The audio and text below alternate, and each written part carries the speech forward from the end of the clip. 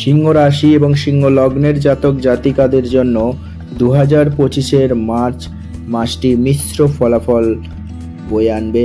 এই মার্চ মাসে আপনারা সিংহ রাশি বা সিংহ লগ্নের জাতক জাতিকা যদি হয়ে থাকেন, তাহলে কোনো কাজ করার সময় অবশ্যই সতর্কভাবে করবেন।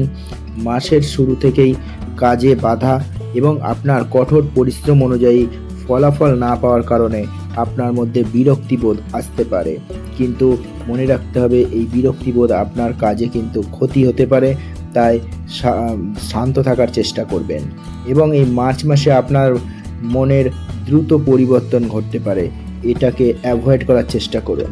যে কোনো কাজ যখন হাতে নেবেন অবশ্যই সম্পূর্ণ নিষ্ঠার সাথে সেটাকে সম্পূর্ণ করার চেষ্টা করবেন। মার্চের প্রথম দিকে সিংহ রাশির জাতক জাতিকারা তাদের নিজেদের কাজে অসন্তুষ্ট হতে পারেন এবং সেগুলো চেঞ্জ করার কথাও ভাবতে পারেন, তবে রাগের বশে অথবা আবেগের বশে এমন সিদ্ধান্ত নেবেন না।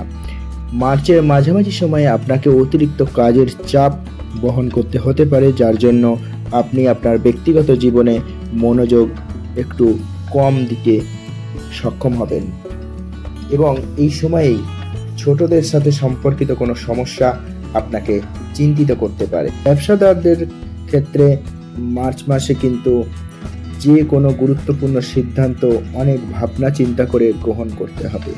অর্থ লেনদেনের সময়ও সতর্কতা অবলম্বন করতে হবে। কোনো রিস্ক আছে এমন ক্ষেত্রে বিনিয়োগ করতে পিছিয়ে আসুন।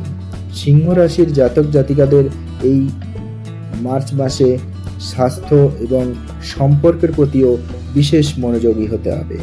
মার্চের মাঝামাঝি সময়ে কোনো পুরনো অসুখ কিন্তু আপনার আবার সামনে আসতে পারে, অথবা সিজনাল কোনো অসুখ বিসুখ কিন্তু আপনার কষ্ট কারণ হতে পারে।